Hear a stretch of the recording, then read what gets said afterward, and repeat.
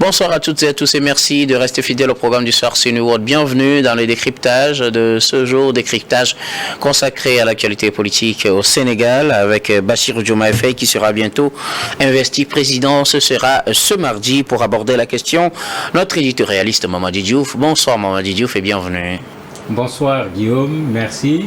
Avec vous, nous parlons de l'investiture ce mardi de Bassirou Diomaye Faye, le président élu du Sénégal, ce qui rime avec les dernières heures du président Macky Sall à la tête du Sénégal, le pays qu'il dirige depuis 12 ans maintenant. Macky Sall passe ses dernières heures à la tête du Sénégal. Quel regard portez-vous sur ces dernières heures et les dernières activités qu'il a menées à la tête du Sénégal ou qu'il mène à la tête du Sénégal en attendant de passer le témoin à Bassirou Diomaye Faye? Ben, si ce n'était pas les derniers mois de son mandat, on peut dire que c'est un président qui avait renoncé finalement, qui avait décidé de ne pas se présenter pour une troisième candidature, de sorte que, dans le principe, il était prêt à quitter le pouvoir le 2 avril. L'incompréhension est venue à partir du moment où il a voulu reporter les élections pour des raisons auxquelles aucun Sénégalais pratiquement n'a cru, puisque personne n'a vu de crise. La preuve, on est là en train d'aller vers une passation de service sans aucun problème particulier. C'est là où les gens avaient commencé à se poser des questions. Est-ce qu'ils ne s'étaient pas véritablement préparés pour partir?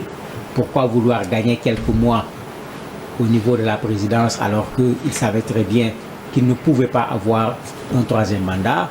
On n'a pas encore la réponse à toutes ces questions parce que les réponses du président, à mon avis, ne sont pas encore les véritables réponses par rapport à ce qui s'est passé. Il y a encore un champ d'investigation pour essayer de savoir pourquoi on a voulu reporter les élections. Les derniers jours, on l'a vu tenir, comme d'habitude, le Conseil des ministres, s'adresser également aux membres de son parti à qui il a conseillé d'aller dans l'opposition et curieusement, il leur a demandé de ne pas transhumer. Alors que tout le monde sait qu'il a passé 12 années à faire transhumer les gens au niveau de son parti. D'ailleurs, même un des problèmes que Amadou Ba a rencontré en tant que candidat, c'était ça. Amadou Ba n'était pas là à la création de la PR.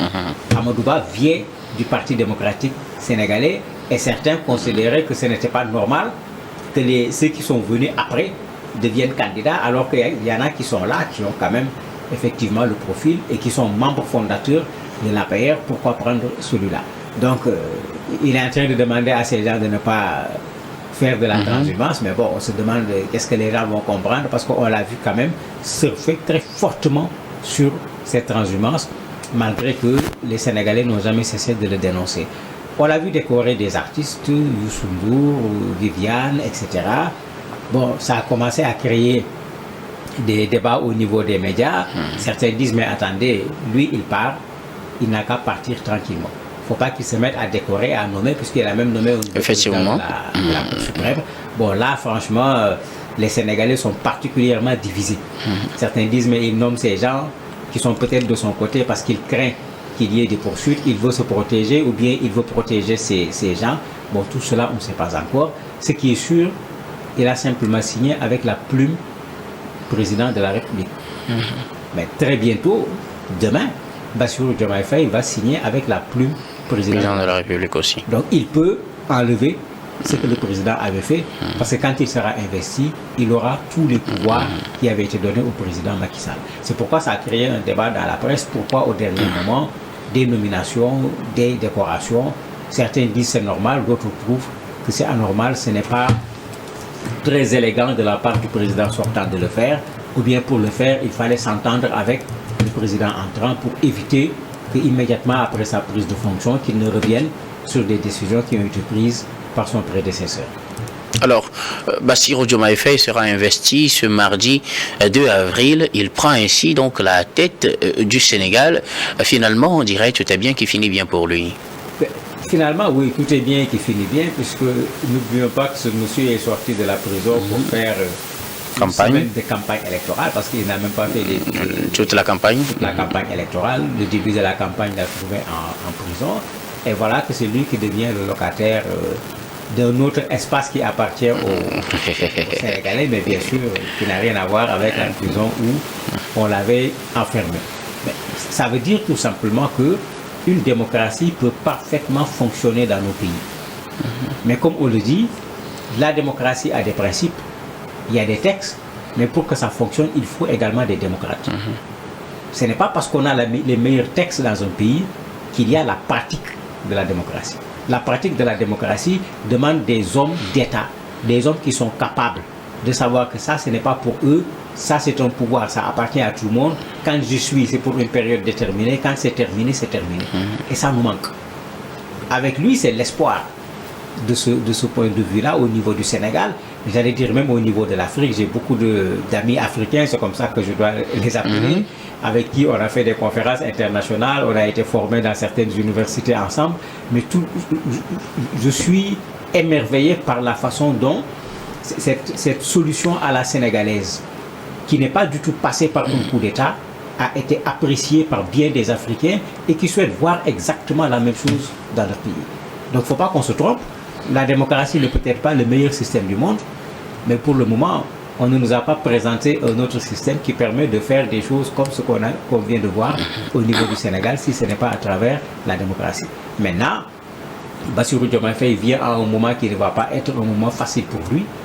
Les Sénégalais sont devenus particulièrement exigeants.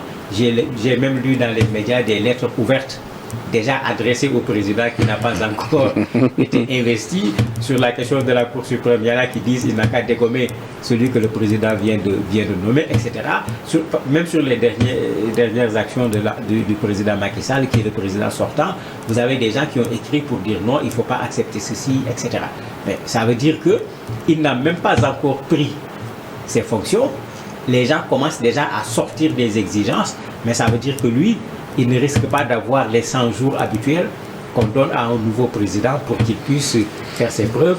Il risque dans le premier mois au maximum de devoir commencer à montrer que la rupture est bel et bien présente à partir du moment où lui, il a pris les rênes du pouvoir au Sénégal. Alors, que faut-il attendre de la prise de pouvoir de Bassirou Diomaye Faye ce mardi? Il y a le caractère symbolique. Il a gagné les élections, c'est incontestable, on n'a pas vu quelqu'un dire non. Ce qui montre qu'on peut parfaitement organiser des élections en Afrique et que ça ne soit pas du tout contesté. C'est la première leçon. Après avoir gagné des élections, il y a ce caractère symbolique qui est là. Il faut qu'on lui remette officiellement le pouvoir.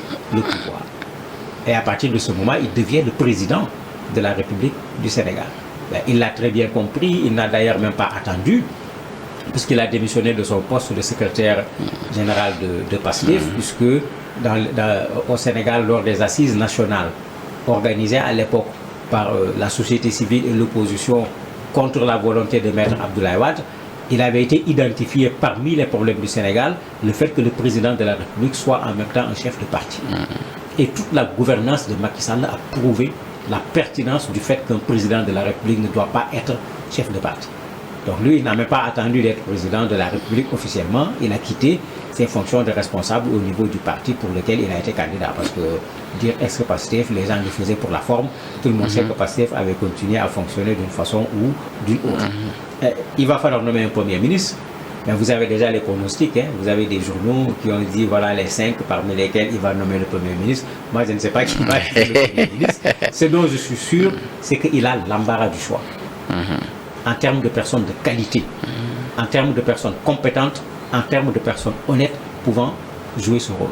D'ailleurs, Ousmane Sonko même est proposé par certains, vous le retrouvez dans le casting, soit comme Premier ministre, soit comme ministre du pétrole, soit éventuellement le futur président de l'Assemblée, si on dissout l'Assemblée, qu'ils essaient d'avoir la majorité au niveau de l'Assemblée, etc.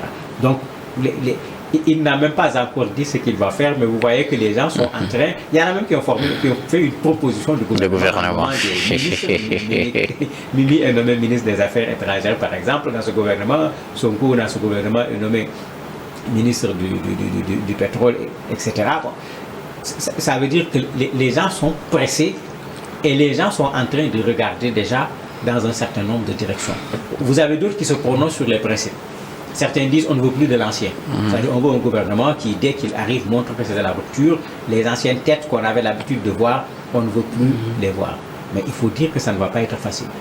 Parce qu'ils ont promis un gouvernement réduit il est arrivé au pouvoir avec une coalition.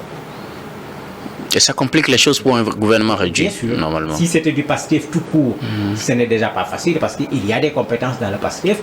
Avec une coalition, ça devient un peu plus difficile si on veut, à la limite, faire preuve de reconnaissance par rapport aux alliés. Même si Sonko a dit qu'il n'y aura pas de partage du gâteau, tout le monde connaît comment les logiques politiques fonctionnent. Ça ne va pas être facile pour lui. Donc, même la formation du gouvernement ne sera pas une mince affaire. Le reste également ne sera pas une mince affaire. Les Sénégalais se plaignent de la vie chère. Ils veulent des mesures immédiates. Il l'a promis lors de sa première déclaration après la proclamation des résultats. Les Sénégalais veulent qu'on revoie le partenariat du Sénégal avec les pays étrangers de façon générale pour que l'intérêt du Sénégal soit mis au devant.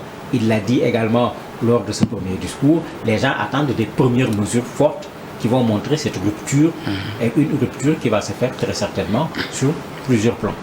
Alors, comment pourra-t-il aujourd'hui diriger le pays alors que la majorité parlementaire est aujourd'hui aux mains de Beno Bokk-Yakaar, la coalition du président sortant Macky Sall? Je ne crois pas que ça va être très difficile parce que les députés à l'Assemblée nationale, je crois, ont compris ce qui s'est véritablement passé avec cette élection où le moins qu'on puisse dire, c'est que eux tous, plus le président, plus leur candidat, ils ont été battus à plate couture. Ça, vraiment, il faut le dire. On peut même parler de véritables bérésinards sur le plan électoral avec ce qui s'est passé.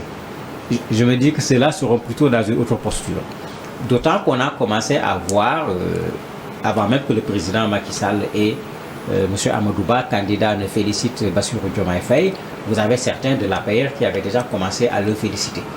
Au point que des gens même s'interrogeaient en disant, mais attendez, ils veulent quoi? Il ne faut pas qu'ils quittent ce navire pour venir dans l'autre navire.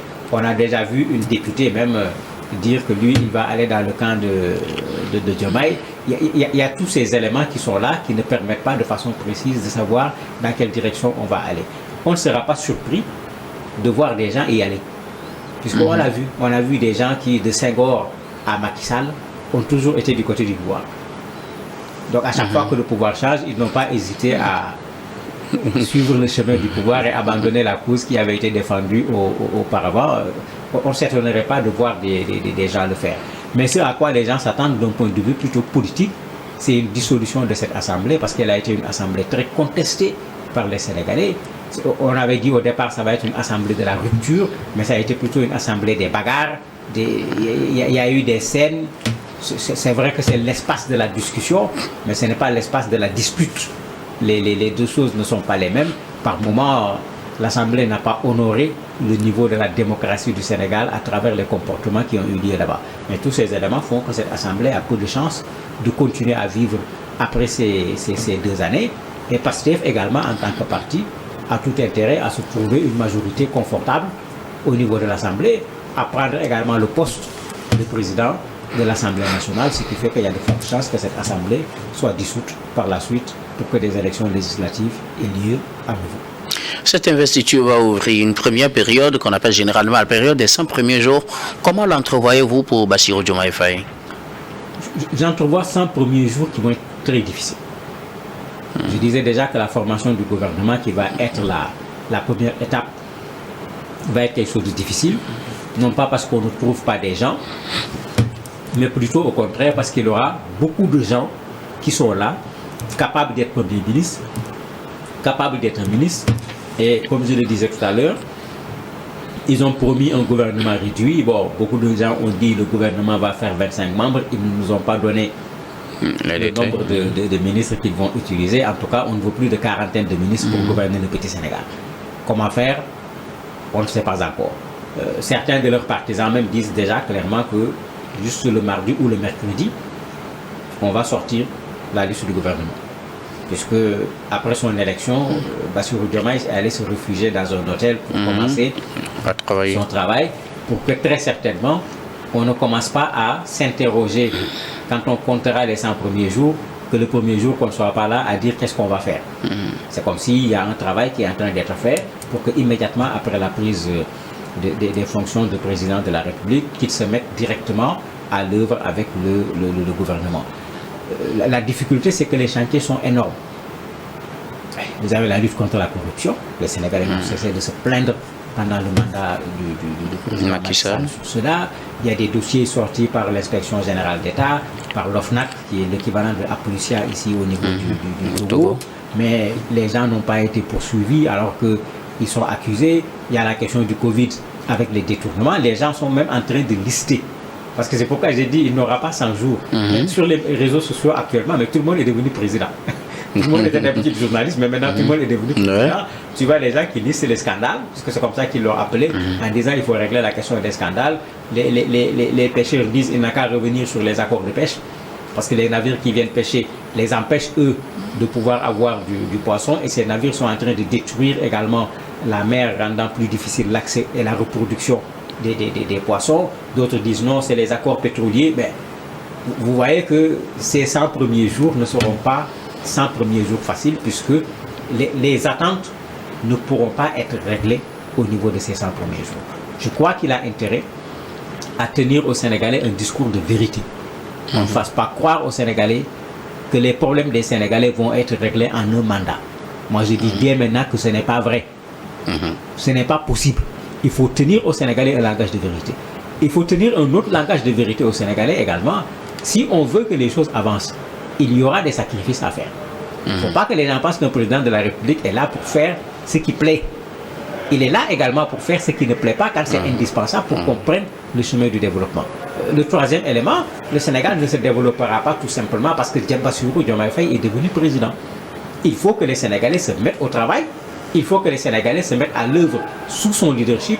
Mais en ce moment, effectivement, sur 2-3 mandats, on peut changer complètement le visage du Sénégal. Merci beaucoup à vous, Mamadou Diouf. Nous arrivons pratiquement à la fin de ce numéro du décryptage, mais avant de nous séparer, dites-nous ce qu'il faut retenir pour l'essentiel de cette investiture qui se profile à l'horizon pour Bassirou Diomaye Faye. Ce sera ce mardi. On va jouer sur son nom. Il s'appelle Bassirou, il s'appelle Diomaye. Diomaye en langue sérère signifie celui qui ne doit pas faire ce qui est mauvais. Si on a un président qui ne fera rien de mauvais, c'est une très bonne chose. Il a un autre nom dont on ne parle pas souvent dans les médias étrangers. Il s'appelle Bassirou Diomaye Diakhar Faye. Diakhar signifie celui que rien ne peut empêcher de faire du bien pour les gens. Mais espérons tout simplement qu'il porte ces deux noms et le Sénégal se portera certainement bien sous sa présidence. Comme quoi, il faut bien comprendre les noms. Tout à fait. Chez nous, Africains, quand on respectait les noms qu'on donnait de façon traditionnelle, dans le nom de la personne, il y avait un souhait, il y avait un vœu, etc. Mais moi, je souhaite qu'il porte ces deux prénoms-là pour que le Sénégal se porte mieux. Merci beaucoup à vous, Mamadou Diouf. Merci également à vous, très chers téléspectateurs, de nous avoir suivis. C'est la fin de ce numéro du décryptage. Je vous retrouve tout de suite dans l'invité pour la suite du programme du soir. C'est Nouveau d'Info.